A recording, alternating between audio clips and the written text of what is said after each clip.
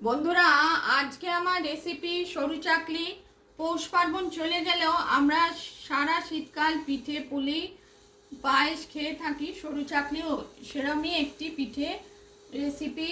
প্রথমে গোবিন্দভোগ চাল 1 কাপ আর বিউলির ডাল আধা কাপ সারা রাত জলে ভিজিয়ে রাখলাম। জল ছেঁকে চাল ডাল মিক্সিতে জল দিয়ে ব্লেন্ড করে একদম পিষে নিলাম মিহি করে।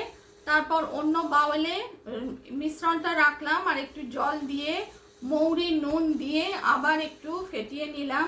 তারপর একদম ফ্রাইং প্যানে ফ্রাইং প্যানটা গরম করে নিলাম। তারপর একদম লো আঁচে একটুখানি তেল বুলিয়ে ফ্রাইং প্যানটাকে গ্রিস করে নিলাম।